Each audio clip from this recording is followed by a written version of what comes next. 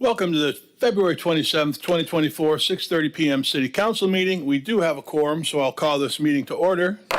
Will you please join me in a moment of silence?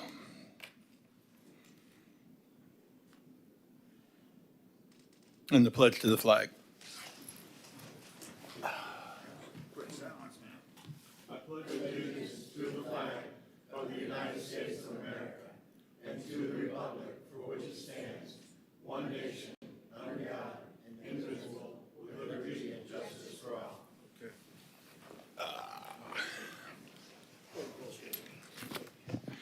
City Clerk, would you please read the rules to speak? Yes, sir. Individuals wishing to speak on agenda items must complete a sign-up card prior to the item being introduced.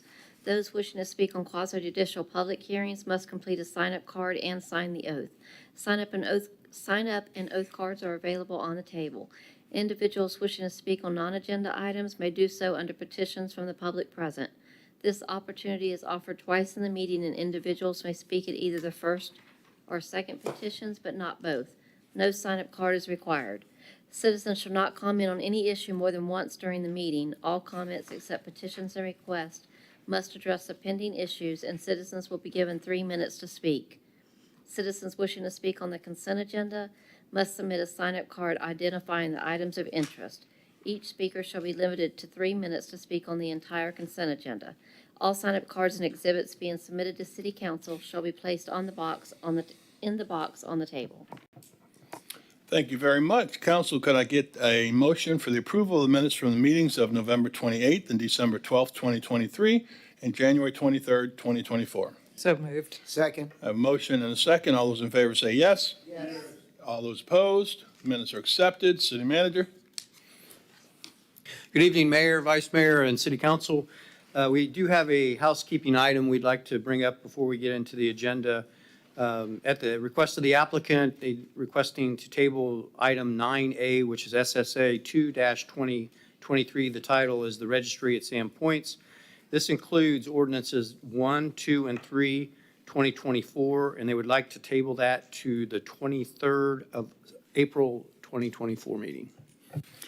All right, we will move to table that. Member Nelson. Move to table that to 4/23/2024. Second.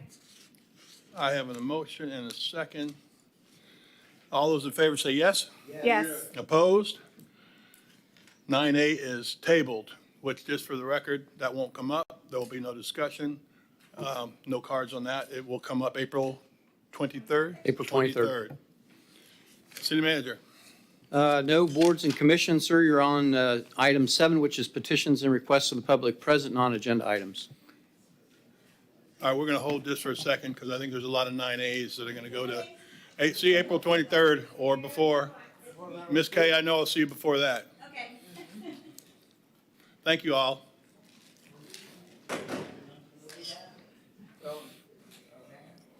Stan. Okay. Go with them. Go with them. I tried. Hey. They're taking your thing. They're not going to. Thank you, guys. No. Thank you. Okay. No. Yeah, goodbye. Well, we wanted to get it up there first, so you didn't sit here all night. You can listen, yeah. No, are they going to listen to the petitions? Yeah, Yeah, you can, yeah, go ahead. You wanna do it? yeah, Stan normally goes last, so you better get up there. All right, petitions and requests from the public. Give your name and address for the record. We are on petitions and requests. Moving forward. Milton Farrow, 4430 Elliott Avenue, Titusville, 32780.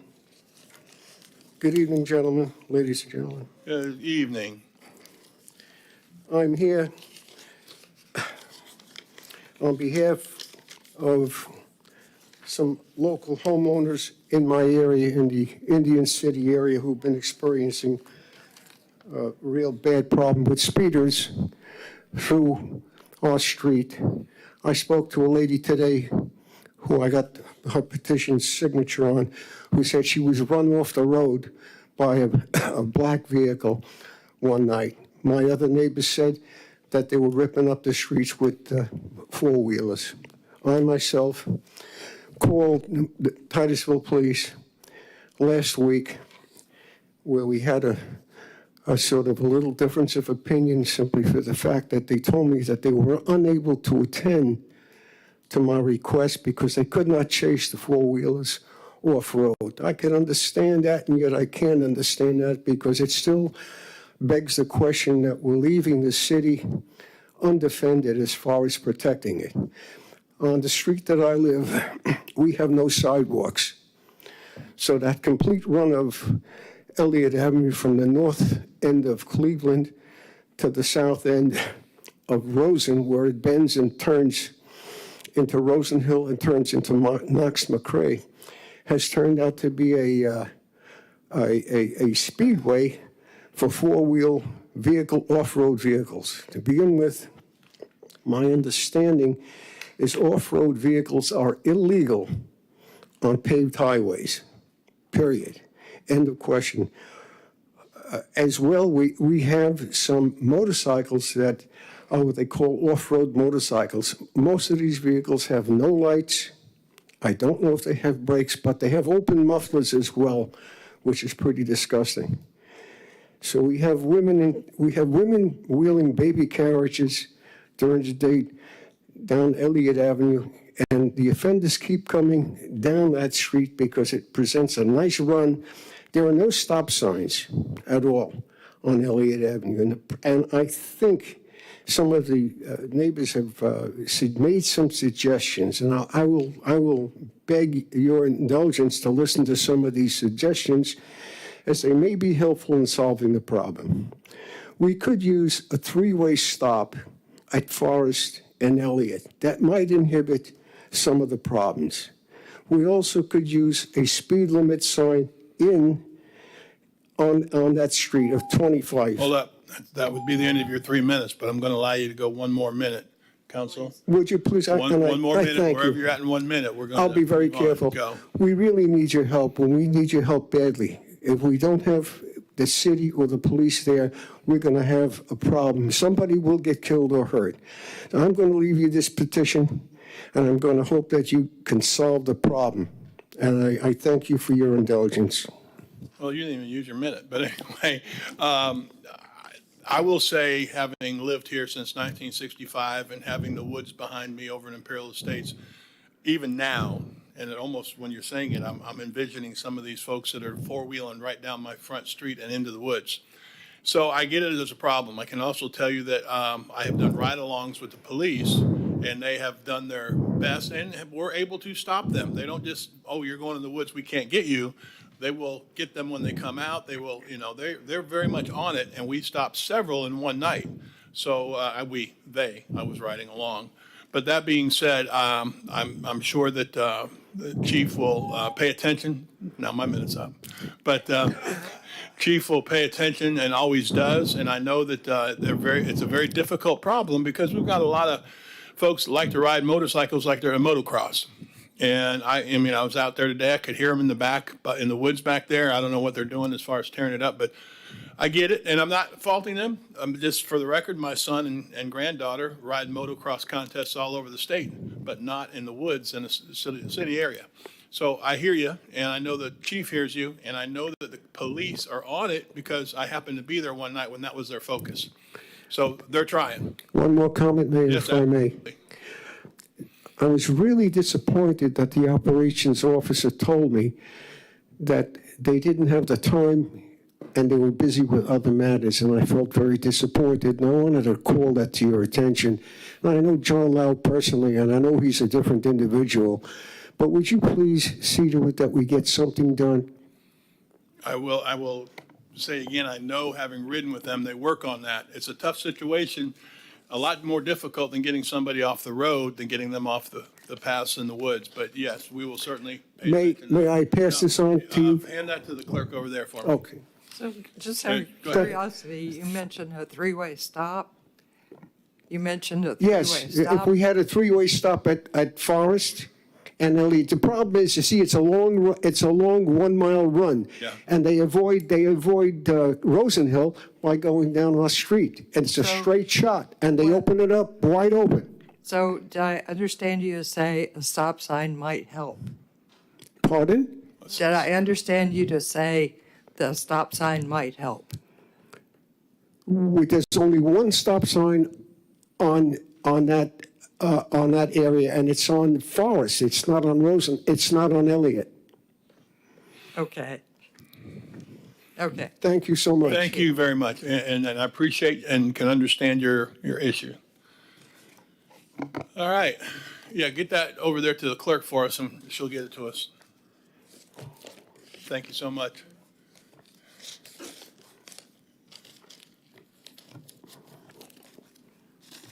Thank you again. All right, next up.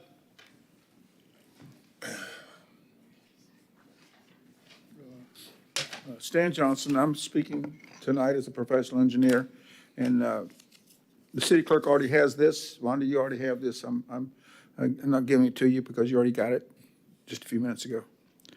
So I'm going to read this to you again, and you're probably getting tired of hearing it. I'm getting tired of reading it. So here's what it says. This is a motion that it's not in this form, but the motion was in a similar form from TEC to council to answer a question. And the question was as follows. This is not word for word as it was sent from the TEC. It says, is anyone in city council going to acknowledge this sewage spill? And that sewage spill was a long time, beginning in September through and it went to November because it was two big storms, coming out of manholes ponding in Greenwood Street and into 9 city streets, as witnessed by me and Laura Lee Thompson, the person who turned off this alarm and red flashing light at the lift station that's on Carroll Avenue. Photos, videotapes of sewage flowing out of manholes, many witnesses, and photographed on the front page of the Florida Today. So this was a pretty widely known sewage spill that the city denies, and the FDEP denies it too.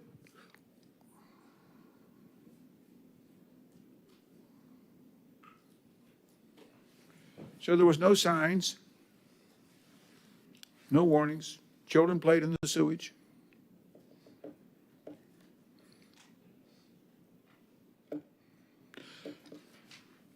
I'm here because I'm licensed by the state to protect the health, safety, and welfare of the public, and you guys are not doing it. You guys do not listen to a professional engineer. You do not have a professional engineer speak for you on this, because if he spoke to you on this, I would do what? I would report him to the board. So there's not a whole lot that's keeping you guys clear and clean from this sin. And if you were to use your pink card here, this is the Rotary, has the Rotary 4-way test on it. And what you're doing breaks all these rules. It says, number one is it the truth? Well, it's not the truth what you're doing. Number two, is it fair to all concerned? No. Will it build goodwill and better friendships? No. Will it be beneficial to all concerned? No. So you guys have the upper card because you've got the power to do anything you want to, it seems like. State attorney won't do anything about it. FDEP won't do anything about it. Governor's office won't do about it. Stan, when you talk to FDEP, what'd they say? They investigated it, right? No. In other words, I would contact them. Well, no, I'm just asking what they said. They said, we will get back with you. So they're the Florida Department of Environmental Protection. Yes. And they didn't. All right. Again, repeatedly. And they're still doing it. That's what I just sent you an email on. Kevin, can you summarize that for me one more time? Stan, go ahead and sit down because I don't want to have a debate. I don't want to put him under that pressure. I just want him to go ahead and give me a real quick, same thing we did last time. FDEP was out to investigate. This was during Hurricane Ian. I have a letter that Mr. Stauffer wrote to DEP in response to one of Stan's emails, making the same complaint that he had now, that there was a sewer spill. And in the letter, Sean indicates the response that the city had that was immediately investigated. They found that there was no spill, no discharges of sewage in this area. This letter's been provided to the TEC, which I believe Stan also was given a copy of this letter from December of 2022, which was provided to Ms. Carolyn Hall, environmental consultant, who oversees sewer spills in our area. Thank you. So, Who was the person? No. Carolyn Hall. Carolyn Hall. Yes, All right. you've tried to email her a couple times. Thank you. I appreciate you, as always, doing your due diligence. I appreciate us, obviously, as we do, look into those things and bring in FDEP, who oversees the entire state on those issues. Thank you so much. City manager. Wait, yes, city manager. Oh, wait, anybody else? All right, city manager. On to consent agenda items A through G. City Council, are there any agenda items on consent that you'd like to pull? I see none. City Council, are there any questions of staff on consent A through G? I see none. City Clerk, are there any cards for consent? Mayor requests that I read the record, or read the titles for the record. Thank you, sir. Consent agenda item 8A, approve the sole source contract with Auto Review AI to conduct plan reviews. Consent agenda item 8B, approve amendment 1 for the Riverside Drive Force Main Replacement Project. Consent agenda item 8C, approve the Save the Indian River Lagoon Project interlocal funding agreement with the Osprey Basin Littoral Repair Project. Consent agenda item 8D, approve amendment 1 to the Save the Indian River Lagoon Project cost share funding interlocal agreement amendment 1 to Sandpoint Park Baffle Box. Consent agenda item 8E, approve the award of task order for lift station master plan. Consent agenda item 8F, approve the FY24 annual road resurfacing project contract award. And consent agenda item 8G, approve the award of the opioid national settlement funds in the initial amount of $100,000 to the Brevard Prevention Coalition Incorporated of Cocoa Beach, Florida. Thank you very much. Council, anything you want to talk about on there? Let me Yes. just ask this. I asked Scott the other night. The road repaving is 6.8 miles, Yes, ma'am. and this week, the list of roads to be paved will be out, correct? Yep, we'll put it out as soon as you approve it. Okay, sounds good. Okay, call the card. Stan Johnston for items A, B, C, D, and E. Thank you. Okay, Stan Johnston, and I'm speaking as a professional engineer. I'm reading this 8A, and I'm not sure how to respond to it because it's sole source contract with autoreview.ai to conduct plan reviews. So it sounds like we're going to outsource some of our community development reviews. Is that correct? Anybody answer that? Go ahead, continue. Oh, okay. Well, I was hoping to get an answer on that. I'll give you my time. Somebody can answer it. Okay, nobody's going to answer it. Well, I'm not sure what it's about, but it frightens me a little bit if we're going to outsource this stuff.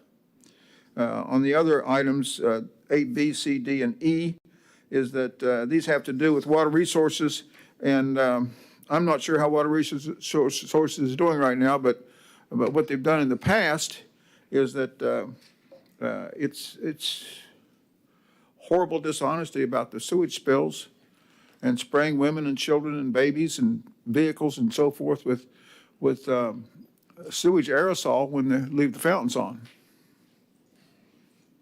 Well, that's a horrible thing to do.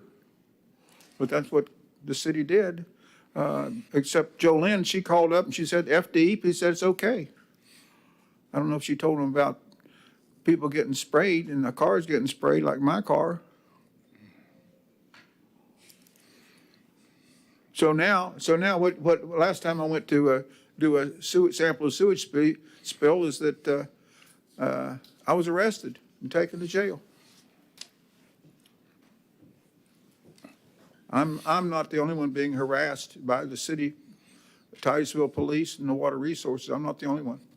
There's people in Fight for Zero, Sierra Club, and Speak Up Titusville. They're also harassed. So I'm opposing some of these things because Water Resources has done some bad things, and Water Resources has a number of people who are know what's going on, and are other professional engineers. And there's people who I know that will not speak up because they're afraid they'll get fired. what's going on is gag orders. It's automatic gag orders because they know if they say something, they'll get fired, just like when I'm talking about this sewage spill. I was out there when we had police officers, and we also had city crew members that saw the sewage spill. Fact is, I even, on the spill that happened in 2020, after December 19th, I called up city attorney and said, "Why don't you come out here and I'll show you this, the spill is continuing into the river."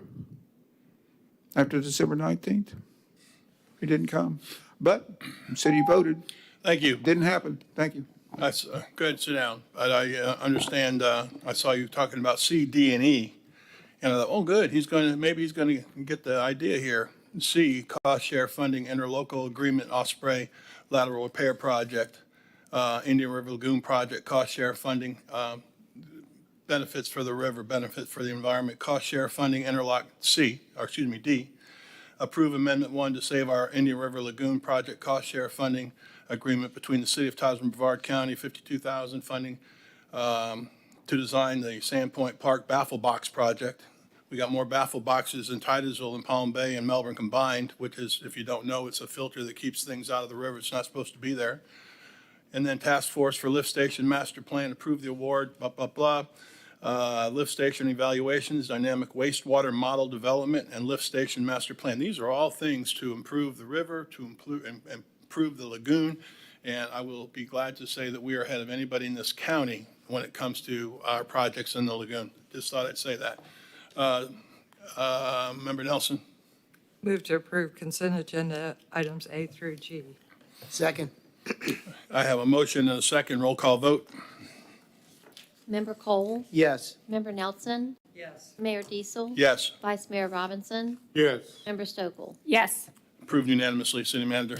On to item 9B, which is rezone number 5, 2023 Verona Master Plan, AKA Willow Creek. The city attorney will read the quasi-judicial procedures as well as the ordinance number 6, 2023. During the public hearing portion of the meeting, anyone wishing to speak on the quasi-judicial items must first sign a public hearing agenda card and sign the oath contained thereon. These cards are located on the table at the entrance to the chamber. If you have photographs, sketches, or documents that you desire for the city council to consider, they must be submitted into evidence and will be retained by the city. Please submit such exhibits to the city clerk. City clerk, of all persons wishing to speak before the city council, sign an oath card swearing to tell the truth, full truth, and nothing but the truth. Yes. To staff and the applicant, have all witnesses that intend to speak sign an oath card swearing to tell the truth, full truth, and nothing but the truth. If there is anyone present who has not signed an oath card that wishes to speak on a quasi-judicial item, please submit a card at this time. City clerk, of all agenda items been properly advertised. Yes, sir.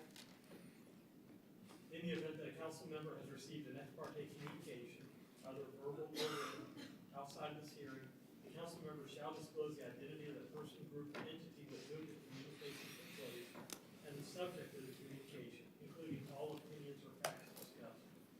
Any written communication must be disclosed and made a part of the record. Also, in the event that a member has conducted an investigation or site visit or received any expert opinions regarding the quasi-judicial item, said visit or opinion shall be disclosed.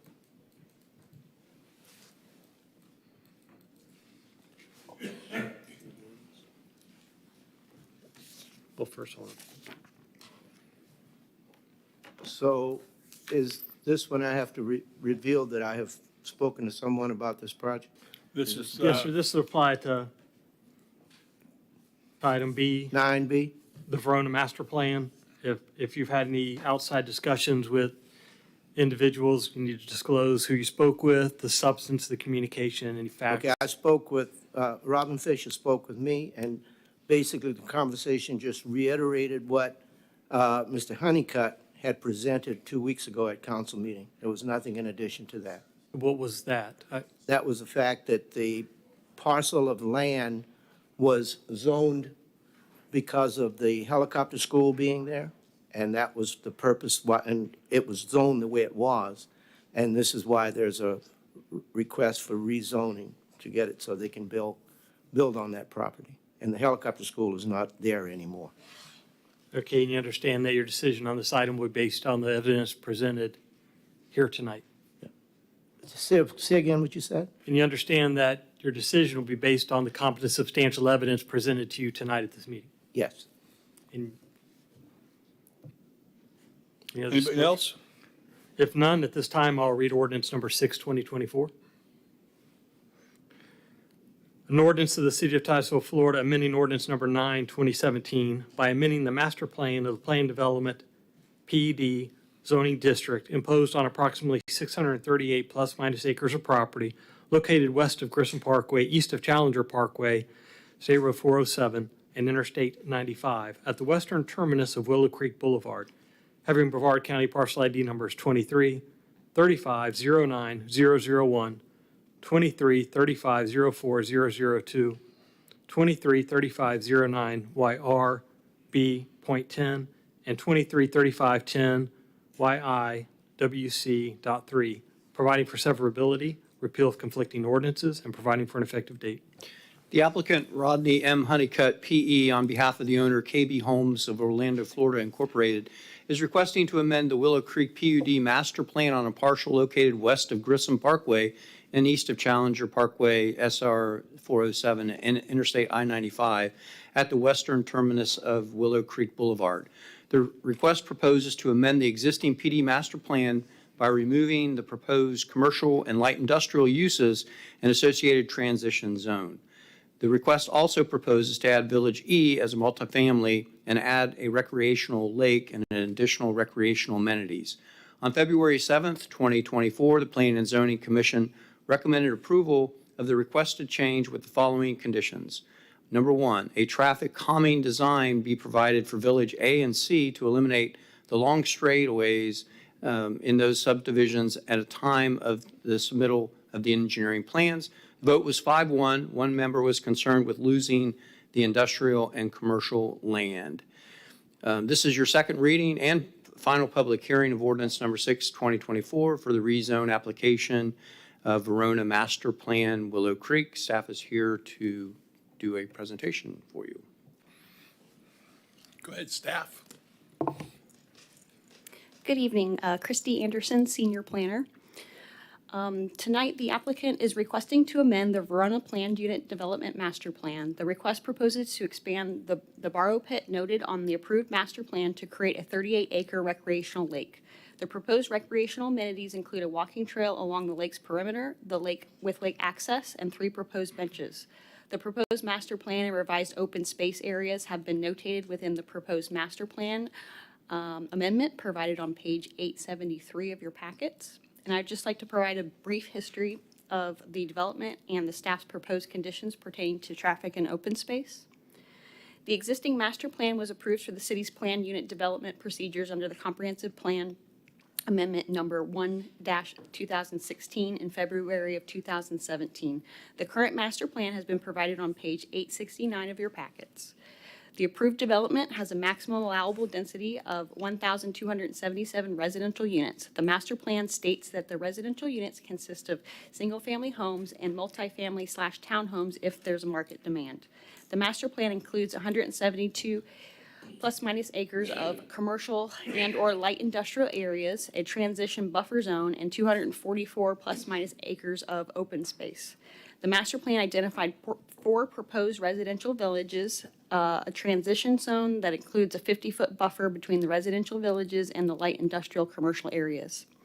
The status of the most current development of the site has been summarized within the chart provided on page 830 of your packets. There are active permits with St. Johns River Water Management District. Updated stormwater and environmental reports and wetland surveys have been and will continue to be provided with each phase of the development. An updated traffic study will also be submitted along with each development phase to ensure adequate site access. Pursuant to the conditions of the original master plan approval, a secondary access point shall be established prior to the development of any non-residential, commercial, and/or industrial use. If during the development of the residential uses, a secondary access is warranted and as based upon a traffic study acceptable by the city, no additional building permits will be issued until the access issue is resolved. Providing a single access point could have the potential to create a negative impact along Grissom Parkway. In order to enhance the quality of life of the residents and to reduce potential negative impacts associated with increased traffic along Willow Creek Boulevard and Grissom Parkway, staff recommends the following condition. Willow Creek Boulevard will be a minor collector road. A minimum of 2 vehicular access points is required on the segment of Willow Creek Boulevard between Grissom Parkway and the connector road as illustrated on the master plan. The second access point must be established prior to the final plat approval of the last remaining residential subdivision, single-family or multifamily. The request proposes to increase the open space area from 224 acres to 285 acres, which is a 45% of the total gross acreage of the planned development. The amendment's proposed open space includes all preserved wetlands and the preserved planted buffer tracts, ponds, lakes, that include amenities, improvements such as trails, fountains, benches, boat launch areas, and etc. Improved amenity sites such as a clubhouse, pool, and recreational areas, trail pathways with enhancements such as pavilions, benches, and educational panels. Staff recommends the following conditions related to the open space. All new trails shall include a shade tree, pavilion bench, educational panel, and picnic table at regular intervals of 400 feet, of no less than 400 feet. Staff also recommends that a multi-use path to accommodate both pedestrians and bicyclists be located parallel to Willow Creek Boulevard. All other recreational trails should be 8 feet wide with a stabilized surface. The conditions of approval from the 2017 master plan provided on page 861 were carried over to the amended master plan and are located in the draft rezoning ordinance beginning on page 879. New conditions of approval describe the timing of the secondary access point on Willow Creek Boulevard, a schedule of recreational amenities, and standards related to model homes.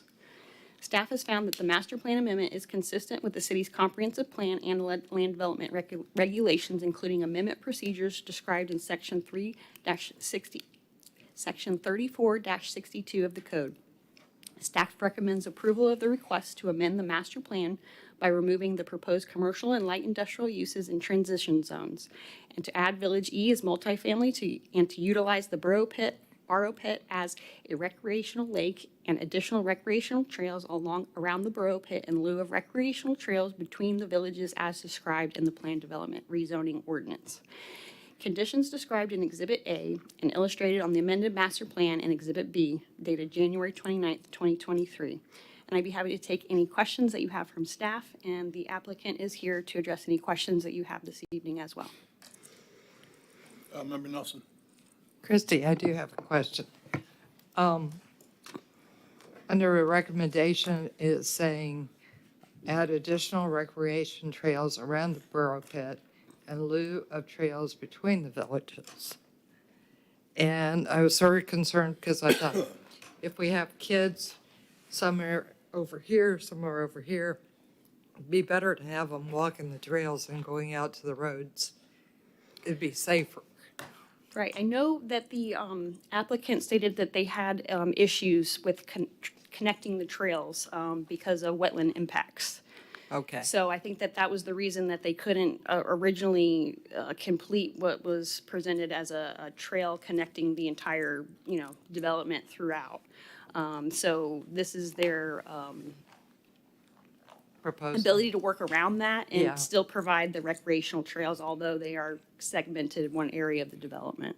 Did you talk to them about maybe some traffic calming on that one road that goes, that would be heaven for a kid. I don't believe that since the meeting, because I know that the Planning and Zoning Council, that was one of their concerns. Yeah. But I don't believe that, I personally haven't had any correspondence in relation to that with the Okay. applicant at this time. Okay, thanks. Anybody else? Vice Mayor. Yes, and I may have misheard your question, Member Nelson. With going up to approximately 1,200 or so homes, is that going to increase the traffic very much on 407? Well, each phase of development is required to provide a traffic impact study. Or each phase is Correct, going? correct. So if the traffic study shows that it's having a negative impact. What can we do at that particular point? What can be done at that particular point? They would have to figure out a way to proceed. There could be additional requirements that, traffic calming measures that could be required. Is that going to be, because that's a state road, is that correct? Would that be done, is 407 a state road? Sir, I believe they met all the requirements with the traffic studies. Excuse me? They have met all the requirements of the traffic studies. All the requirement at present, Yes, sir.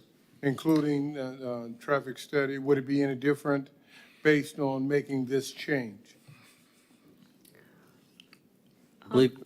Sorry, go ahead. I believe it has the potential to be less of an impact based on what's being proposed, rather than the industrial commercial component that could, increase substantially. I think what's being requested for the amendment is, has the potential to reduce the traffic compared to what could potentially be there. All right, thank you. Anything else from staff? Council? Applicant? Didn't we just see you, sir? Good evening. Good evening. Rodney Honeycutt, 3700 South Washington Avenue, right here in Titusville. Your question about traffic analysis is each time there's a new portion of a project submitted, they have to have a traffic study accompany that.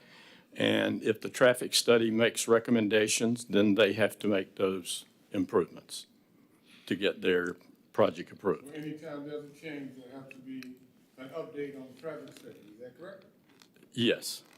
So are you telling me the traffic study has been done on the request of this change? Not on the request of this change. They make those traffic studies at the time of the submittal to the city for approval, for staff approval. Okay. And that's because it may be 2 or 3 years down the road and traffic may be different, so you don't do that study until you do that. Now, initially, back in 2017, there was a traffic study submitted also at that time. Okay. So if you haven't been out to Verona, you should. Back in 2017, there were promises made about how beautiful it would be because there's a lot of wetlands out there. That's why there's so much open space and preserved areas, and there's minimal impact to those areas. So as I mentioned last time, when you come in the entrance road off of Grissom Parkway, it's a mile before you get to the first road to the right, and all of that's preserved on the right-hand side. So there's a lot of preserved areas in there. And so as we're proceeding, they need a little help, so we've asked for a master plan amendment. And the things we're asking for, staff mentioned, one is add a multifamily village. And this has become more important because the price of single-family homes is rising so much that multifamily townhomes are a more affordable option. And so that's one reason that they're proceeding with this also. Another thing we're asking for is to be able to have model homes in the villages. The first phase of this project was not in the PUD. It was an R3 zone, R1B probably, single family, and they're allowed to have model homes. All multifamily and single family zones are allowed to have model homes, but not in a PUD. So that's why we added in the PUD so that they'll be able to have model homes. And a model home is really a home that they turn into a sales office for a short period of time. They have to meet all the they agree to meet all the regulations of a model home in a residential zone subdivision. The other one is they want to expand the old bar pit, which will result in a large recreational lake with a trail around it. When we started the project years ago, probably 2018, and we started to get our first trail to connect the villages, we ran into the problem with the Water Management District about going through the wetlands. And so that created that area, that issue. So we have a wide trail along and off the shoulder of Willow Creek Boulevard that connects all. And this will actually provide more trails and recreation amenities for that. The next thing we're asking for is to remove the transition zone and the industrial commercial pointed in the back. And so back in the early 2000s, when all this land was purchased, their original vision was commercial and industrial on Grissom Parkway, and then the residential portion. And so they platted the commercial industrial. There's 240 acres on Grissom Parkway on both sides for commercial industrial. The only thing that has developed there so far has been Eckler's. They built out there a few years ago. And so now that the transition zone is no longer needed, it was there because there was a helicopter training school, and there were so many complaints over residential neighborhoods that the airport asked that we leave an area that's not residential so that those helicopters could go out and go west of 95 and not be over residential areas. So that's why it was done. The airport now has no objection to removing that area, and so therefore we'd like to recapture that to the original vision. And so the residential area, which includes all of this PUD and that first section that was not in it, is around 660 acres. And 285 acres of that's going to be open space and preserved wetlands. So it's pretty neat project. There are no proposed changes in the setbacks for anything from the original PUD, lot widths, or maximum number of units in this proposed amendment. And so staff recommended approval with the conditions that were in the original PUD master plan. They added defining the timing of the second access point for Willow Creek Boulevard, providing a schedule of recreational amenities, and standards related to model homes be the same as in the code. And so the owner agrees to all those conditions, and we're requesting that you approve the proposed master plan amendment. Any questions? Thank you, sir. I would be remiss if I didn't note that I go by Verona every day, pretty much between Cocoa and Titusville and Grissom. And you don't even have to go all the way down there. You can just look down the entryway. It's one of the prettiest entryways I've ever seen. And it's really a nice drive. It's just really, really well done. And I wanted to say that because, I've heard you say it, and I just want to make sure you know that I've been there. I think recently as last week I drove down there. Really looks good. You guys made a concentrated effort to preserve the area. So thank you. Member Nelson. I want to say, I agree with the mayor. It's gorgeous. You guys did a great job. My only question, Rodney, can we slow down the traffic on that main drive? So I contacted the engineer of record for the next phase, which has a long stretch. And what he is proposing to do is at each intersection, he's going to make it a three-way stop. So you have to stop at every intersection. So that eliminates that long straight stretch without stop sign. That would be just, I can see some teenage boy with a hot car, and that would just be. Because. Man with a hot car. Or an old man with a hot car. I had no comment on that. That would be great, Rodney. Thank you. Thank you. Anybody else? Any comments? I see none. Thank you, sir. Call the cards, please. We have no cards. All right. Again, nothing more from staff? Thank you so much. Member Nelson, Let me see if I am at the right place. that's why you're here. You won't hurt me to do that, do you? Move to approve ordinance. Wait a minute. I think Mayor has to close the hearing for Oh, we have. technicality. Sorry. I've never closed a hearing. I just do as I'm told. Okay. I've never said close the hearing. I seek I kind of got ahead of myself and didn't really seek a motion, but I don't know that I've ever said close the hearing. But just in case we need to say it from here on in, close the hearing. We're getting a motion. Go. Move to approve ordinance number 5-2023, rezoning Verona Master Plan. Second. Have a motion? Sorry, with conditions and the three-way stops. This condition set out Proposed by three-way staff. stops. So your motion includes the conditions that the staff's proposing, but Correct. also an additional condition? Additional condition being the three-way stops that Mr. Honeycutt discussed. So specifically what he suggested, not what P and Z recommended? Right. I think it's kind of an addition. I think it's kind of an addendum. I think, And I yeah, think we all agreed with it. I think Rodney agreed with it. So, and I think the whole idea was to calm the traffic. and they seem very, And very that, receptive, so let's just go with that. I'm okay with that as a second. All right, Just.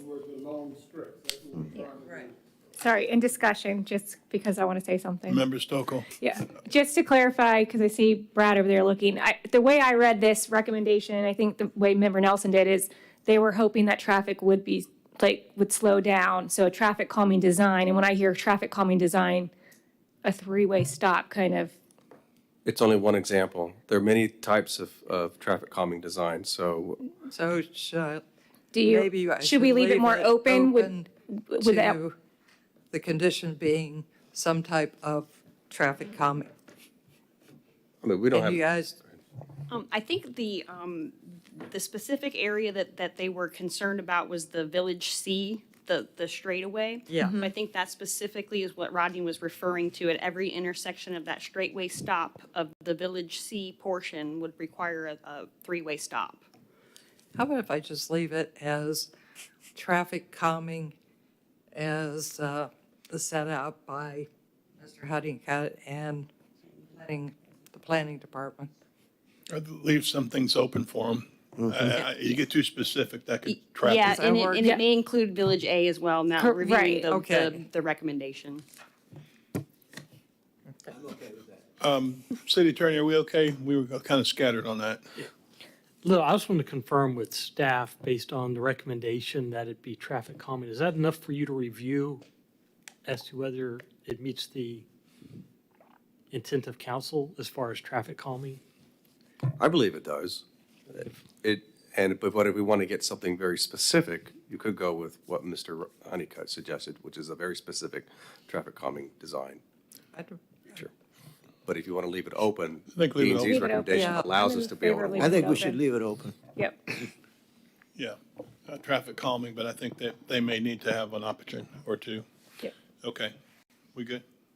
All right, we have the motion from Member Nelson, the second from Member Cole. Roll call vote. Member Nelson? Yes. Mayor Deason? Yes, Vice Mayor Robinson? yes, Member Stokel? Yes. Member Cole? Yes. approved unanimously. Thank you, guys. I think it's a great project, beautiful in there, beautiful. City Manager. On to item 11A, which is old business. This is the FY25 Community Development Block Grant and Home Investment Partnership Program funding recommendations. At a special meeting on 11 January 2024, City Council received the Neighborhood Services Department Annual Report for the 2023 CBDG and Home Grant Programs. Additionally, at the same meeting, City Council heard from agencies that responded to the department's 2025 request for proposals.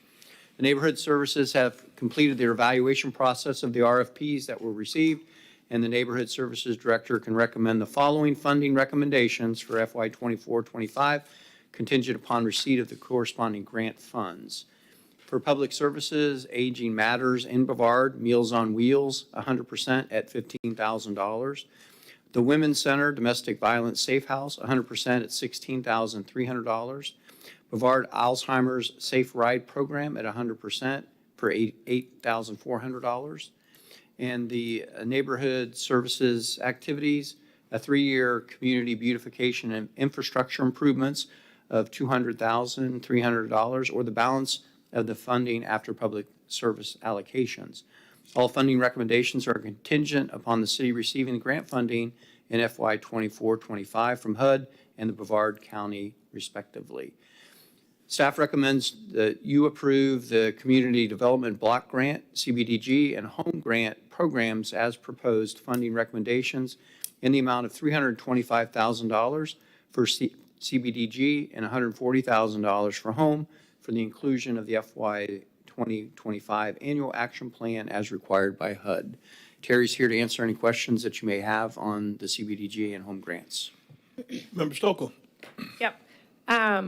Okay, so considering that we were able to fund all of these at 100%, I'm assuming that means that we may be anticipating enough funds to fund that and maybe more. Do we have any plans in place right now for opening it back up, or seeing if there's other nonprofits that would want to potentially apply, or what does that look like, I guess? Depending on if we get extra money is what I'm kind of getting at. We've never done that. We usually, what proposals we get, we have that 15% cap with CDBG. I have a feeling that we're not going to receive much more from CDBG based upon the pre-numbers that came out. There are more entitlement cities now, so now that money is spread more of that. So I think we'll probably be pretty steady. What we've done historically is anything above that 15% or the request that we receive goes into infrastructure and neighborhood improvements. Any other questions for, I would say staff? I don't know if that's appropriate. But anyway, I see no more questions. Cards, please. No cards. Member Cole. Yes, I'll make the motion for FY 25 Community Development Block Grant and Home Investment Partnership Program funding recommendations. Second. I've got a motion from Member Cole, a second from Member Nelson. Before we take the vote, I said when we had our CDBG meeting, it's always one of the most productive and happy meetings that we have, that we make such a difference. You guys make such a difference. And then, of course, the tough side of that is the need that's out there. And no matter how well we do with CDBG, we won't meet all the needs. But it is so nice to be able to put a hand out from the city. And I don't mean just a handout, but a handout to help. And so that's always a proud moment because, we certainly have some tough times. And I appreciate you guys leading the way. Again, that building down there on DeLeon is the heartbeat. So Yeah, go ahead. thank you for that. We're fortunate to have such great agencies that are wanting to work in the city of Titusville. We've been fortunate to have these agencies year after year to serve our community. So we look forward to continued partnerships with them. Well, thank you for what you do. You are the bridge in our city. You really are. Vice Mayor. The only thing that bothers me is that none of the agencies that are receiving funding truly operate out of Titusville. That's my concern. Well, their main office may not be in Titusville, but Joe's Club is in Titusville. Yeah. Off-site offices here, but the money is it's required to stay in Titusville. But still, that we should have some agencies up here that are, asking for this financial support. And that way that not only does the service stay in Titusville, the dollars themselves stay in Titusville. All right? That's the only problem that I have with it. I get that, and I've certainly said that before, and sometimes even in my education days, Every time we had a presenter or there was a program that was being developed, it was always based in Melbourne, based in Rockledge. And we certainly benefited from it. And certainly, I think that's our main crux. I agree with you. But at this point, I think the most important thing that we can do is have our Meals on Wheels and have our Women's Center and all the other things we're assisting with. However, that's kind of, I don't call it a pet peeve, but that's always been something I've paid attention to as well. We always seem to have the office down here. That's good we're benefiting, Yeah, but I agree. yeah, but having, money coming to Titusville Hit your button there, sir. was always. No. And you understand what I'm Totally do, totally do. All right, I believe if I recall, I have a motion in a second. Okay, roll call vote. Mayor Diesel? Yes. Vice Mayor Robinson? Yeah. Member Stokel? Yes. Member Cole? Yes. Member Nelson? Passes unanimously. Keep up the good work. Thank you very much. Get some of those folks to get an office up here. I don't disagree, that's for sure. City manager. We get the money, that's the. Well, that's the main thing, but I get what he's saying. All right, city manager. On to 12A, which is new business. This is the performance bond for Tranquility Development. And we're asking for you to consider advisability to review a request to reduce the amount of the performance bond for Phase 1 subdivision located in the Tranquility Development. If council is inclined to consider this request, then staff will submit to council an analysis of the bond status of all infrastructure improvements, cost estimates, and the amount of the new bond, and review the code criteria with staff's recommendations. Thank you. Staff, you have anything on this one? We currently don't have a regular process for these kind of requests, so that's why this is being brought before you. Okay. The petitioner is here to answer any questions. Okay, very good. Member Cole, you want to talk now, or we want to? I just wanted to find out how long it would take to procure the bond. If you're changing from. Hold up there. Let's go ahead and bring up the Okay. applicant or whatever we want to call it. Come on up. And give us a little explanation, summary of what we're going to look to do here tonight. Gary Allen, 5150 Tamiami Trail.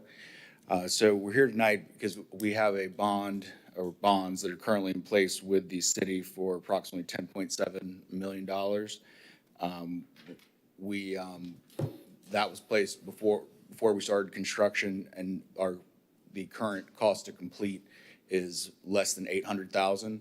So the city code was, the way the original amount was derived was that it was 120% of our cost to complete. And so now our cost to complete is $800,000. And so we would like it to, the bond to be replaced or reduced to get, I guess, be in line with the 120%. To get out of the weeds, it just seems like the common sense thing to do. It just mathematically, it just seems like you take in bond, you don't need to keep that bond, you need to reduce the bond. Vice Mayor. Yeah, and that's what I was going to say, Mr. Mayor. If we can assure that everything has been complied to on the original bond, it's just, human sense, I should say, to try to bring it down to make it more. This is about everybody working together and for the good of all. Absolutely. Yeah, that's what. Member Cole. Okay, my same question as I had before. How long will it take you to make this come to fruition? How long will it take you to On our reduce the side, it would bond? be a couple of days. A couple of days? Right. Oh. I talked to our bonding company Okay. before this meeting, and they said that they could, they're familiar with the project, obviously, and they've seen the site and they've seen the progress, so they're really up to date on exactly where we're at. Okay. Yeah, That's good. That's good. That's good. it would be the Vice Mayor, go staff ahead. would have the hardest job is inquiring in and making sure everything is checked. That's where the time would be involved with the staff, verifying everything that would be that has been completed. Sure. Go ahead. So we'd like to ask, I guess, if that's something that we could resolve by the next meeting, or I guess what's, City Attorney? I think that would depend on the information that's provided to staff. They're going to have to look at the cost of completion for the remaining infrastructure. So at this point, the applicant will have to provide to staff what is left to be constructed. Staff will have to look at those cost estimates, I assume, get with our engineer and other staff to confirm the cost so we can determine what that 120% amount would be so they could secure the appropriate bond. Is So it this depends on something how that, long- is this something that they would then need to get with staff on? Yes, they will have to provide that information to staff like they did when they originally bonded to review the costs. Because staff will have to also agree with what needs to be completed still, what the cost estimates are that will be provided, I assume, by Mr. Allen, his staff, and his engineer. We will need to concur with that amount. Then we can agree on what that bond amount will be, the 120% of the cost of completing the project. Well, what can we do tonight? Tonight is advising staff to proceed with that, get that information, and move forward.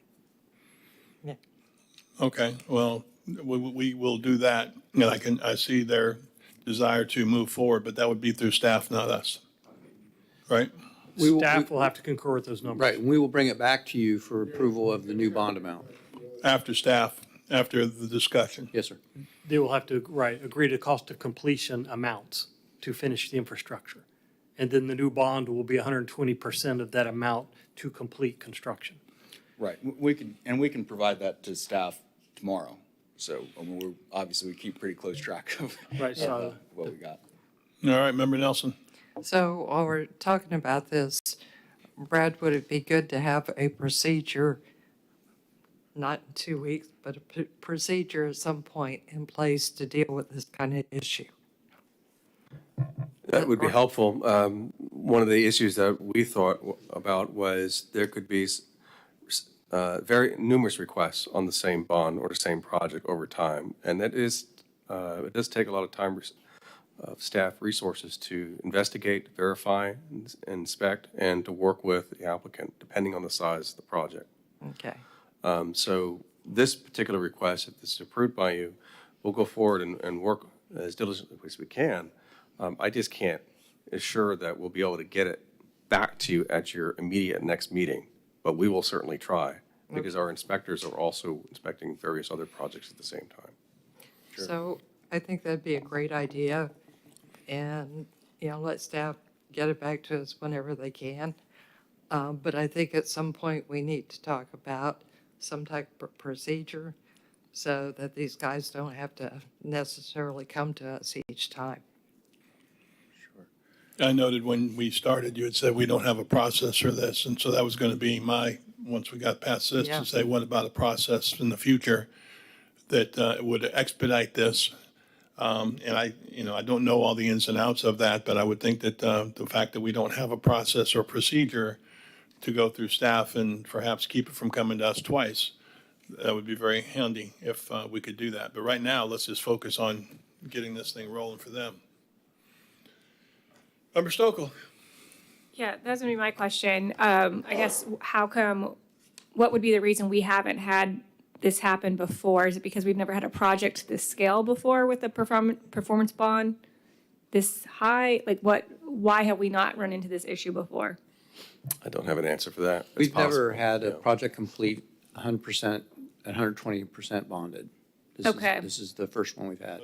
Okay, and I guess, into, I think what Mayor and Member Nelson were saying, if this may be a reoccurring issue, or we could see that this might happen in the future, I could see us having some type of process where that's written in the initial approval by council. If this is if certain criteria is met, then it is adjusted appropriately based on the remaining work that needs to be done, something like that. Because I think we all kind of agree this makes sense. Why would we have them have a bond larger when there's not as much work that needs to be done? So. And I would imagine, talking about time, I guess however long it took last time to get the bond, I don't know how long that was when you guys originally got this, what the approval time was. My guess would be it'd probably be similar because we're having to look at everything again. It was a lot shorter the first time because nothing was constructed. Okay, gotcha. Okay, that's kind of what I was getting at. Okay, so now you have to look and see. Okay. Excuse me, just for clarity for the council, we have inspectors from the city that are out at the site on a very regular basis. I want to say they've had over 100, inspections. They're there all the time throughout the process, checking as we're progressing. So I feel like that they should have a good handle on, at least the city inspectors, should have a good handle on where, the progress that we've made. Okay, Yes, ma'am. Very good. That's okay. good to hear. Thank you. Vice Mayor? Yeah, we had, council, we have to be very careful that we don't turn our job over to someone else. And, I believe in expediting things as best we can, but staff still has a responsibility to make sure that everything is up to standard according to our requirement. But if we leave that out, we can get ourselves in a whole lot of trouble. So I understand the expediency of the developer and wanting to get it done so he can get the financing squared away. But at the same time, I understand that the staff has a whole nother operation that's going on, and they don't want to stop no one else's project just to get on this particular request. So let us be careful not to, we want to help, but we don't want to take too many shortcuts in the process, and don't want to overburden the staff as well. My thoughts on the matter. And I'll add to my thoughts, I'm not looking for any shortcuts, but when the first thing we say is we don't have a process, that means we got to get a process. Well, Mr., the process is there. It's just got to be done. Did you say we don't have a process for this? As far as, we don't have a process for this special request to reduce the bond that's And already this is been special issued. because we've not had this happen before. So I'm just saying be prepared for it in the future, and doesn't mean we got to shorten anything. It just means that we don't have a process for it. Let's look into it. But as far as Mr. Roberts is suggesting here, we do have a process of inspection, so we do have a staff that deals with that, and we can verify. Yeah. Very good. Vice Mayor, you got more? No. Okay, all right, brother. Anything else from council? Anything else from your side? No. All right, good, thank you. Our next step is we got a motion. So that's why I'm looking at you, Member Nelson, or unless you want Member Cole to do it. You don't need to call for, I'm sure. Oh, that might take too long. Oh, go ahead. So, Move to approve advisability to review a request to reduce the amount of performance bond for Phase 1 subdivision in Tranquility Development. second. I've got a motion and a second. I probably don't need to say the names anymore. Motion and a second, roll call vote. Vice Mayor Robinson? Yes. Member Stokel? Yes. Member Cole? Yes. Member Nelson? Yes. Mayor Diesel? Yes, and appreciate it. Brad, thank you very much. You're always throwing a curveball out there and new processes all along the way, but just look into it and see what you got. But right now, we just continue to expedite what we got going on out there. Thank you, guys. Appreciate it. City Manager, I'm not sure it was a curveball. I think it was a fastball, right? right down the middle, you missed it. We are on 12B now, which is advisability on annexation strategy. You received your presentation at your 5:30 meeting from Nicholas and Brad. So what we're asking for is you to provide direction and advisability for us to continue with this project. Vice Mayor, or is that old? I'm ready to go with it because the presentation earlier was good enough for me. And Okay. I gave my advisement. Vice Mayor gave his advisement. All right. Anything else we need to hear, Brad? We good? All right. Member Nelson? If we don't have any cards, I'd move to approve the status report Let me reconfirm. Let me just say that. No cards. I could see you going. Didn't on look like the anybody would stand up. annexation strategy and provide direction to us regarding the annexation. And we've received your direction at your 5:30. Right. Second. Roll call vote. Member Stokel? Yes. Member Cole? Yes. Member Nelson? Yes. Mayor Diesel? Yes. Vice Mayor Robinson? Yes. Advisement passes unanimously. City Manager, We are to petitions and requests, the second petitions. you're the only two eligible.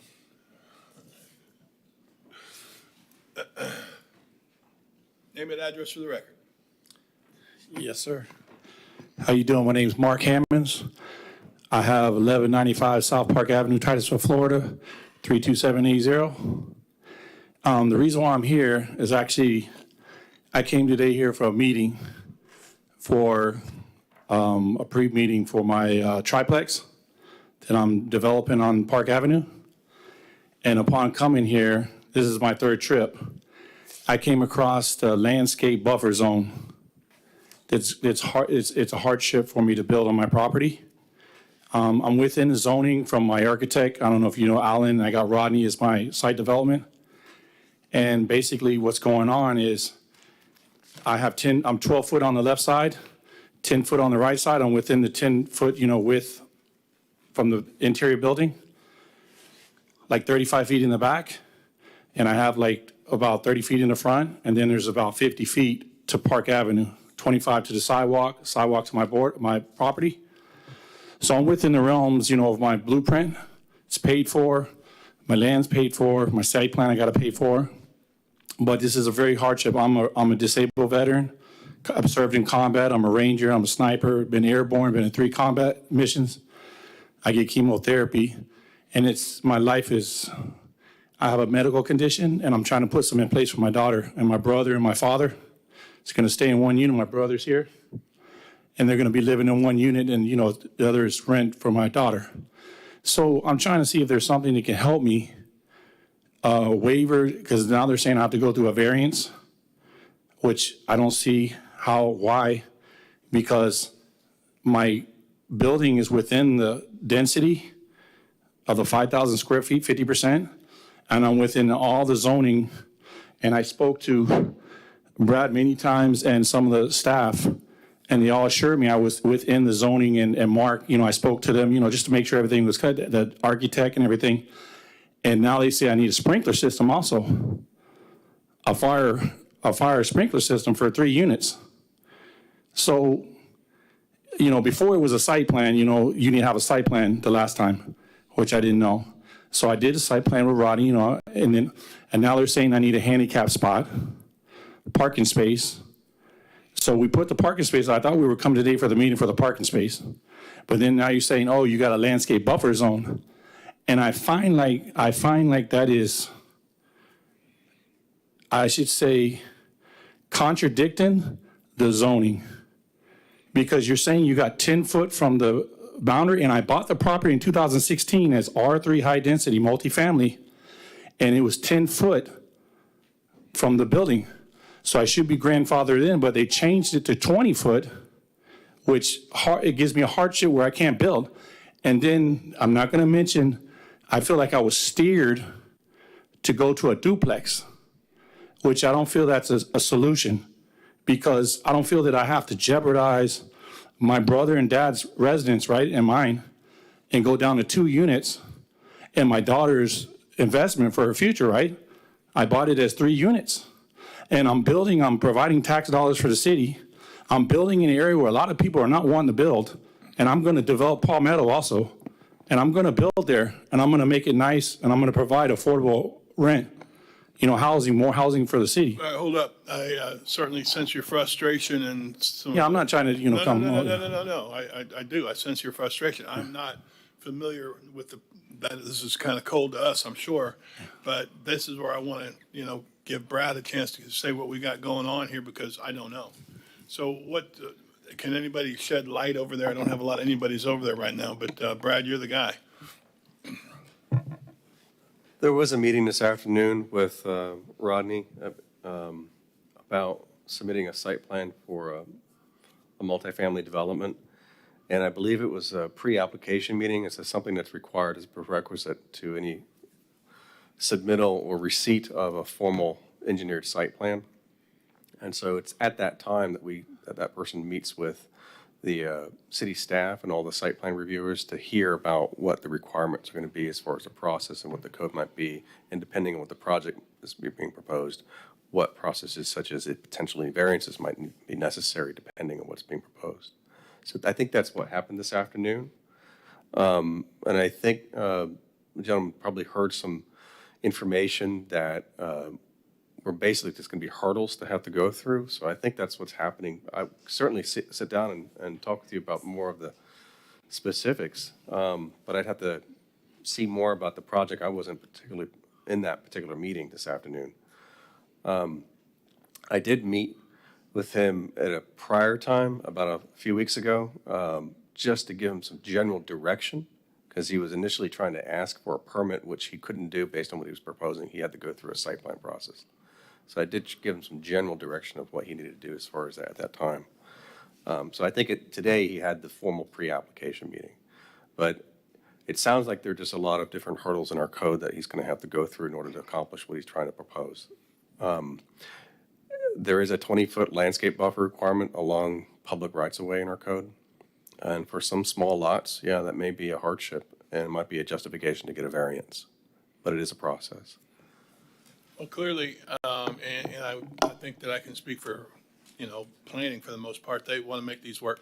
I don't think there's anybody up here right now that's feeling like, gosh, I hope this doesn't work. We'd like to, you've worked hard. Appreciate it. You've certainly given your life to, our country, et cetera, et cetera. Thank But you. the bottom line is, I'd like to get you to work with Brad and the planning group over there and deal with the hurdles one by one. My concern, it sounds like some of the hurdles maybe you weren't aware of. And that's always a concern that, you think you got something done. It's like, wait a minute, now you got this, now you got that. I get that sometimes that we've had people come before us and it's like, well, wait, here's the paper you signed. This is, check, check, check, check, check. I'm going to tell you that we are not those folks that can tell you where to go with that, except when it does come to us, we would certainly encourage and do what we need to do to assist. But I can't speak for Brad, but it does sound like, Brad, you not your first rodeo. You feel like you can sit down and let's move through this one step at a time. And the only thing I want to add is, I'm not trying to, come frustrated. It's just, I just had an opportunity. I knew you guys were having a meeting. I was eating dinner with my brother. And my thing was to come up here, and be approved for the handicap spot for the site plan and go home to my daughter because she's, I take care of my daughter. I don't have anybody else. So I have to pay someone to take care of her now. It just costing me money. And I know it's maybe not a burden, but I'm on a fixed income. And I got a loan approved with credit union, community credit union. I'm trying to, I pulled my credit already. And as time goes by, I have to pull my credit again. And then the interest rates keep going up, my debt to income ratio. So I'm trying to get this, completed. I'm not trying to rush anybody, but it's been like 7-8 months now. I've had my blueprint and, I'm like, I don't have any, in the direction I got today was I talked to the architect, I went and met with him and he's telling me I can't change the plans. And then the word I'm getting from them is I can't believe someone would say, well, why don't you just build a duplex there or a single family home? And I was like, well, then I can just jump off the cliff. Why not? Well, it's just, it's kind of like, it's like you buy something, it's zone R3, high density, 3 units. You expect to get what you pay for. And I'm providing tax dollars to the city and I'm going to keep it, I'm going to build it nice, provide more rental units, and I'm going to landscape it, I'm going to beautify the area. It's better than a vacant lot just sitting there and you get $96 a year taxes. We believe you on all that. We certainly hope this all works out. Yes. Member Stokel. Yep, I had a question for Brad. With this landscape buffer, is that in addition to like a front setback? So he was saying how he has met setback requirements, on the sides and the back and then in the front. So this 20-foot landscape buffer, would that be in addition to whatever frontage he already has set aside? Or can it be incorporated into like a 30-foot? Yes, they would overlap. They would overlap. Yeah. Okay. Yeah. So yeah, I think that's what I would be curious about, because if it is currently zoned R3, I feel like it should be able to fit in theory. And so as the mayor was saying, like, staff has to go by what our code says. Like, that is their job. But if we're seeing like maybe there's a mix match or there's something that needs to be changed in our code because it's contradicting each other, that's where the sides is the problem. The side. Yeah, that's what I was going to say. What do you feel? It doesn't seem like the landscape buffer is only It's not the front and the right? back. Well, honestly, it needs to be set to where it is now. Okay. But the sides are 12 foot on the left and 10 foot on the right. Okay. And You know, I have no problem. I allowed them to park the pavement equipment on my land for 5 months. I never asked for anything. You know, I said, that's fine. If something gets stolen, I'm not responsible. You can use the land all you want to pave bar and, you know what I mean? Put the equipment there. Yeah. And sometimes on Palmetto, I cut the grass for the city and they help me. We scratch each other. You know, we're a team, you know? I don't ask for anything. And I try to keep things within the community. When I'm hiring people, I try to get everybody, landscaper, everybody that's within the city. I don't go out. I try to get here. Now, if they're charging 3 times the price, yeah, of course I have to go somewhere. I can't afford to pay 3 times the price, but if I can get someone here to work, I'm all for it. So I think, yeah, when you have your meeting with Brad, I think it will shed some light to see what can be done.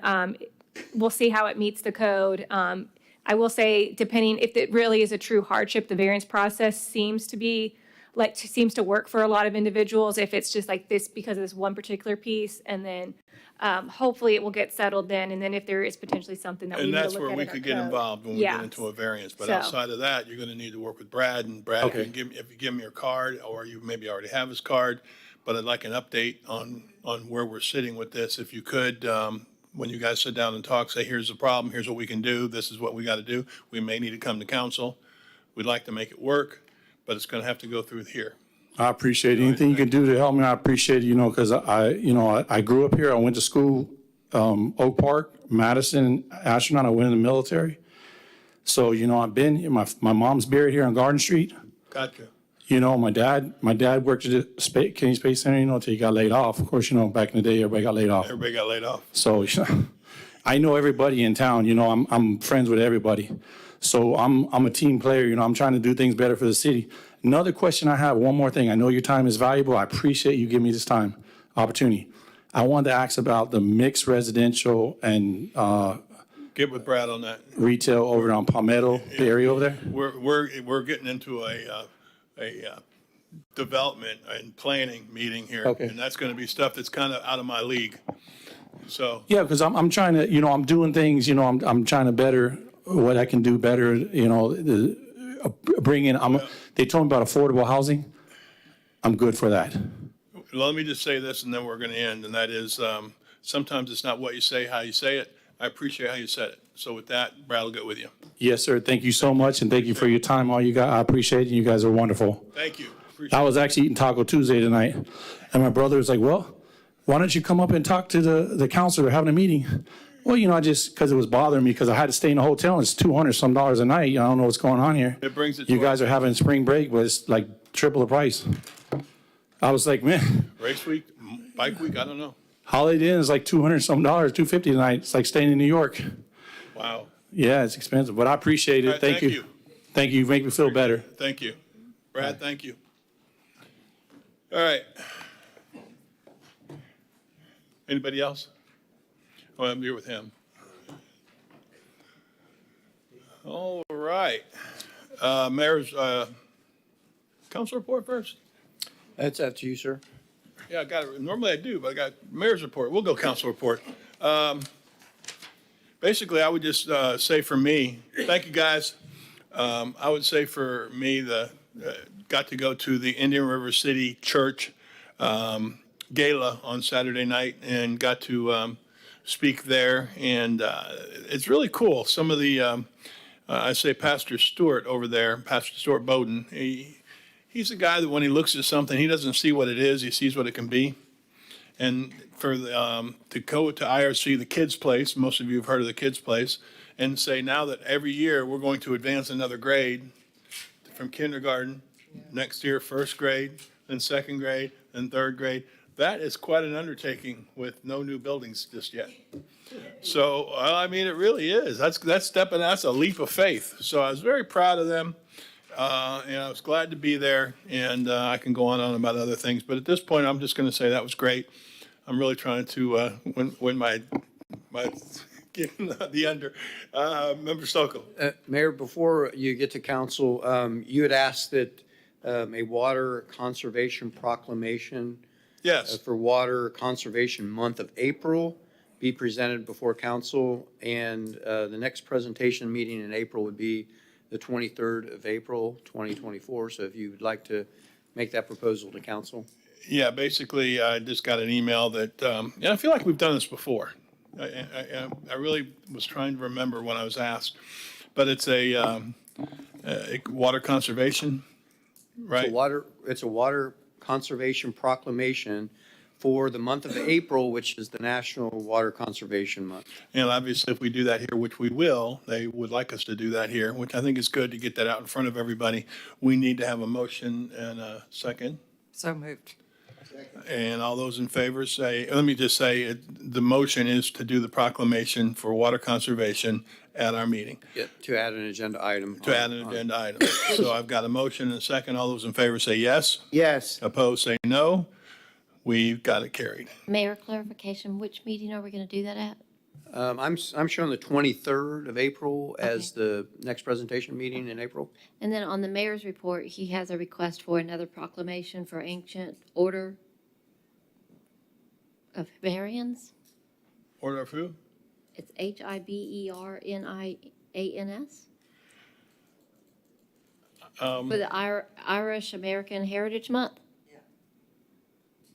Proclamations to the Ancient Order of Hiberian, proclaiming March 2024 as our Irish American. Okay.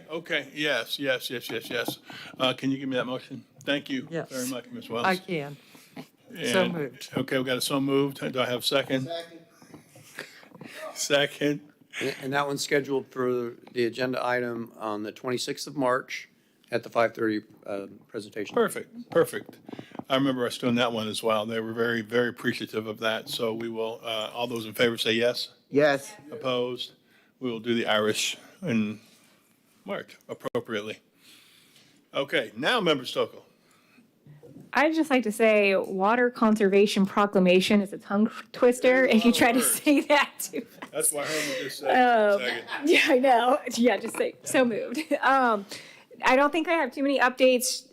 Good to see everyone I'm trying to think of the events that we've done. The chamber installation was great.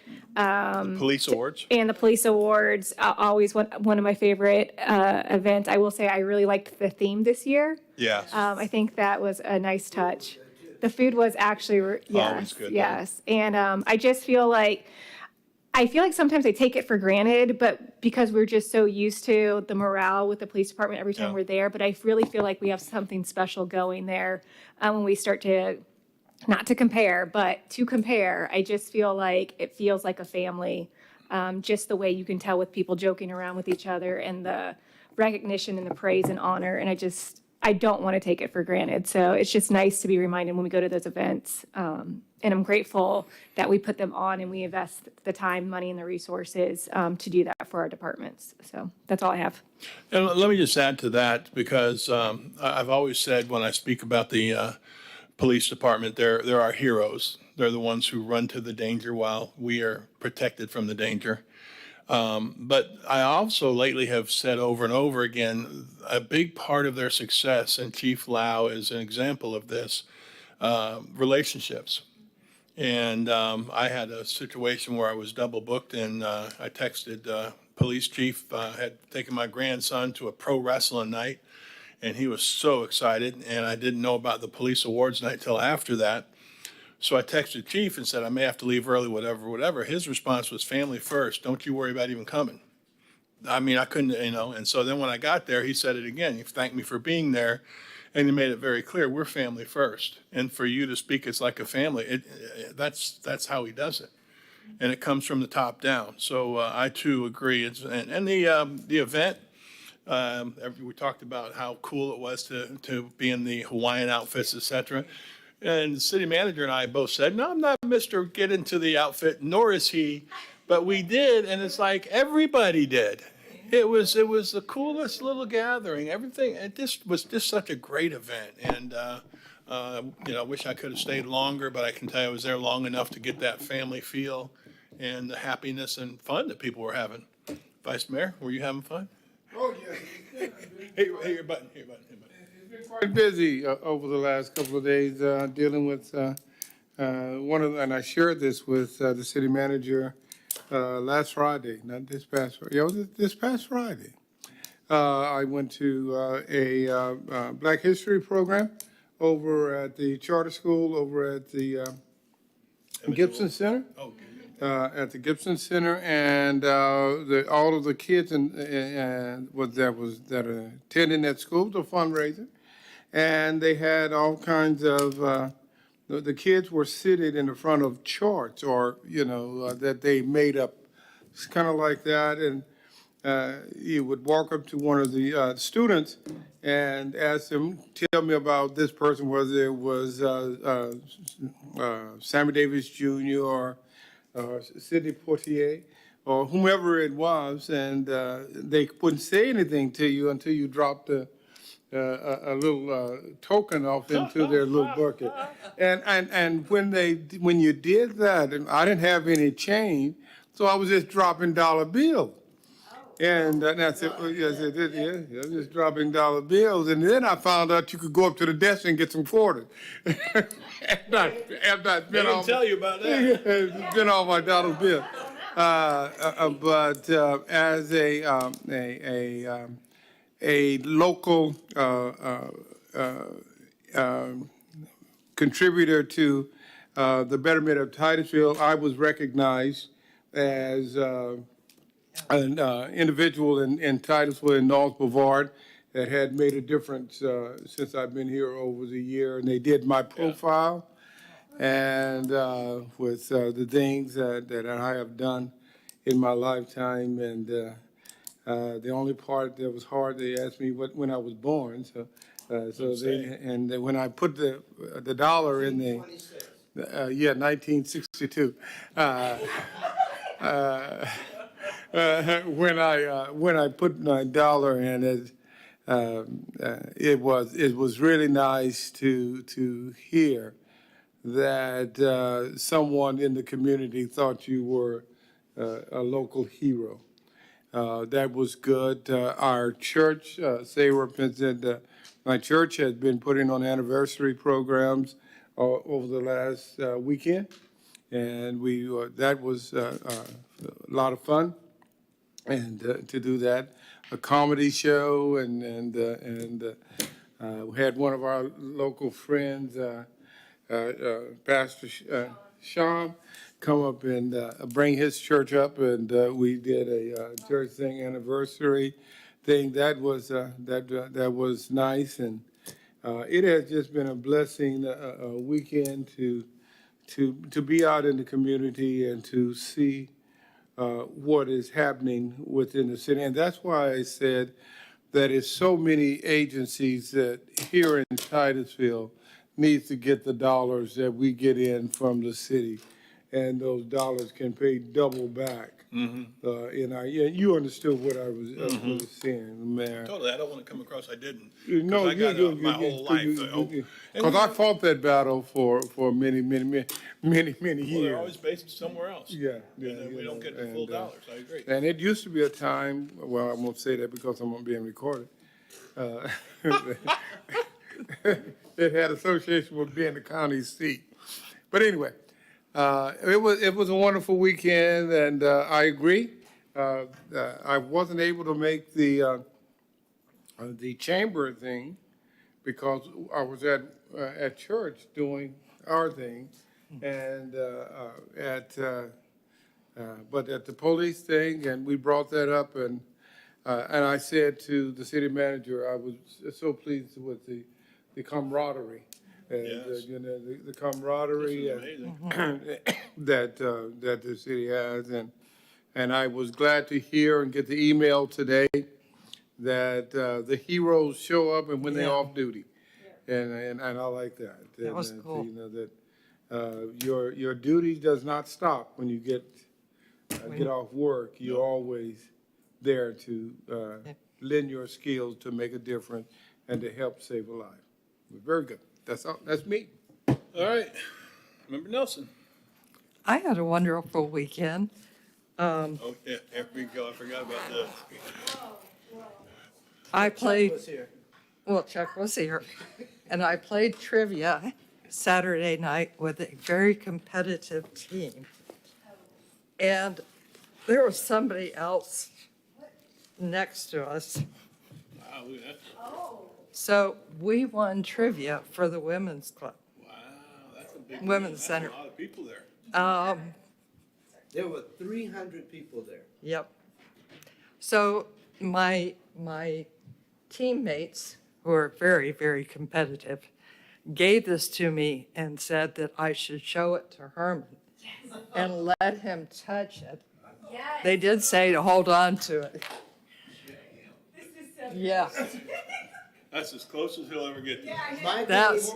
My team has been to this trivia thing for the last 10 years. And every time I go, I realize how dumb I really am. We finished in the middle of the pack, and they're sitting behind us and just gloating the whole time. So let me say, these people are like serious. That's 5 in a trivia. row. We have 2015, 2016, 2019, That's pretty serious. 2022, last year and this year. And you have to realize that with 300 people, the number of teams that there, and the questions were, ooh, I don't think Richard Broom could answer the questions. There were some that were just amazing, but the Women's Center did great. I understand they made like $100,000. So that is just fantastic. But yeah, my teammates were like, I'm sure. yeah, just make sure he doesn't Rub it get hold in, of. rub it in. That's a pretty trophy, though. Wow. Herman, anything you want to say about the trophy? I don't want to say anything about the trophy. The trivia night it's always a lot of fun, and it's good to be able to participate in something that, you know, that's helping the Women's Center. I've been involved with the Women's Center for over 10 years. I dressed up like a Cleopatra and Tina Turner also for the Women's Center. But last Tuesday, I spoke at the Daughters of American Revolution out at the Airbird Museum, and I gave a presentation on the Tuskegee Airmen, and I took a 20-minute presentation and turned it into an hour. But we had a good time. I enjoyed speaking. Old people out do there. that. Yeah, we tend to do that.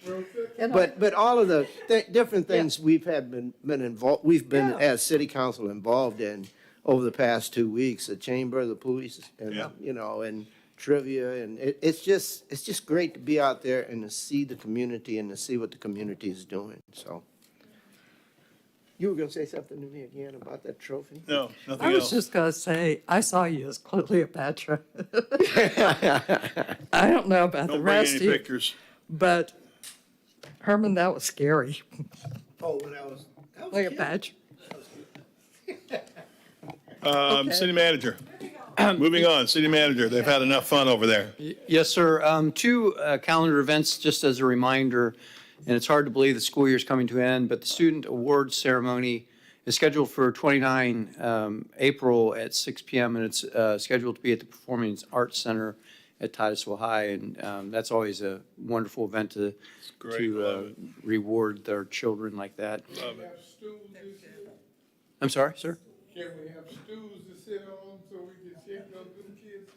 We can make arrangements to have seats there, yes, sir. The next event is the day after, on the 30th of April. This will be the results of the community survey that's underway right now, and it'll be a facilitated strategic plan review. So those two events are on the horizon. Mayor, just as a reminder, Mayor Diesel and I attended the Port Canaveral second annual Mayor's Breakfast, which was a port update, and the city had an opportunity to share our goings on, and I'll let the mayor comment, if you would, sir, on what your observations were of that breakfast. Oh, I would, I would say we're a pretty good tag team. Basically, what they were trying to seek out, and I appreciate them doing that from the port. This Commander or Captain Murray. Captain. Yes, Captain Murray. He's an outstanding leader. I appreciate him putting that together, or his group putting that together. But the cities in the area, Rockledge, Cocoa, Titusville, Cape Canaveral, Cocoa Beach, the most affected by the cruise industry, apparently, in the port. He wanted to hear what was going on in our cities. And he gave a nice port presentation, first of all. a nice PowerPoint, and I took some pictures of the slides, and you can't remember them all, but that's why I take the pictures. But the growth of the port is just exponential. It's the number of cruise ships, the number of cruisers, the number of traffic, the number of parking. It's incredible. But that being said, we spoke, and I kind of started off by saying that when I got on council in 2016, we averaged 7 projects on the board at a time, at any one time, and now we average about 55. That alone says so much to me. You know, you don't have to have a great imagination to realize we're growing, and we're growing fast. And then from there, we talked a little bit more about our growth. We talked about our efforts with the Indian River Lagoon. And the city manager, followed up with some stats and facts. And we did a little bit of the cost awareness of the difference now between a ladder truck in the fire department versus one, 5 years ago. And then as some people pointed out, the Rockledge, of course, they all agreed with us. And then the Rockledge city manager talked about, they followed that up with, and you can't get them for 3 years. And of course, city managers pointed that out to us numerous times. But overall, it was just a great sharing of, the cities coming together. And matter of fact, Captain Murray talked about how great it was to see the cities all play off of each other in our discussion, a little bit like a League of Cities group gathering with a little more commonality. But otherwise, it was just a great gathering of mayors and city managers with the port supervisors. And other than that, I thought it was just a great outing. Yes, sir. And one, not to belabor, but one other takeaway is the port's strategic planning is phenomenal. They're taking a look at how they can adjust to the space program coming in and parking vessels there. They're trying to bring federal agencies together that have shared land use, which is very difficult to do. And just because of the amount of space that's left at the port that could be developed, they don't want to put all parking lots there. They want to develop it to meet the needs of the community and the port itself. So I thought it was a great partnership meeting, and that is such a great addition to our community, even though, like Mayor said, we're not affected by some of the things that the surrounding communities are. Absolutely. But it's a great impact. And just a follow-on note, Captain Murray talked about ships coming from the New York area and Baltimore area and provisioning here for about 6 to 7 hours. We now have buses that come to Titusville to see the Space Walk of Fame. And hopefully when we get that pier connecting portion, they'll be able to walk around Veterans Park. But the other day, there was probably about 30 people on a commercial bus that came to visit our Space U Park. That's a good start.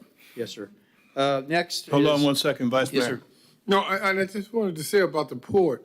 When I was first class and chief, we used to bring the ship in. Yeah. Come in down there, and we used to hit bottom coming into the port. Better not do that anymore. Yeah, now you got these humongous cruise. Yeah. But you hit bottom, and then we only had a 20-foot draft. And then you could see if you didn't know what you were doing, you could churn up the mud. Oh boy! But it's been dredged that port. they've When you dredged it. said that it has changed, and that was in 1978, 79, when I was stationed here.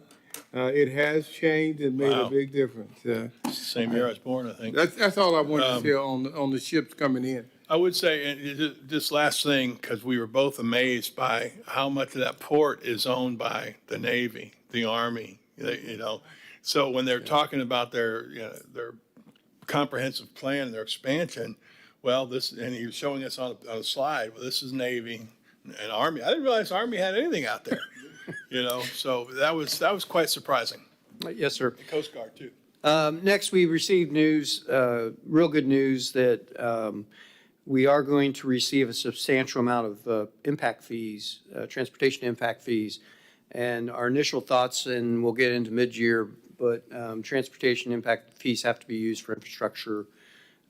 We believe that we will be able to complete all the sidewalk work on our collectors, on all of our collector roads, that many of them don't have sidewalks at all right now. So more to come on that, but very positive news today that we are going to get quite a bit of infrastructure from transportation impact fees.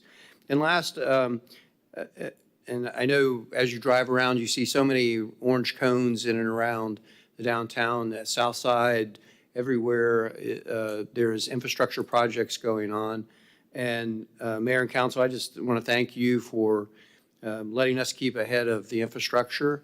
It's a pain for some people when a road's closed because we've got to put a pipe under the ground. But I think that the strategic vision of the council, knowing that we are growing and we're addressing the infrastructure needs as we go and getting ahead of it, I really want to thank you for that, because when I walk around and see all the orange cones, I just smile. I mean, it's like, this is what we should be doing. And sorry that Sandpoint Park's got a big excavator in there. It's only going to be there for a couple more days, but it's what we have to do in order to stay ahead of things. So I appreciate that, sir. City Attorney. Yes, Mayor and Council, I have one item in your agenda, and that is settlement of a pending litigation. We currently have a case of Washington versus City of Titusville and case number 05-2020 CA 04475 in the Circuit Court here in Brevard County that involved an auto crash with the citizen.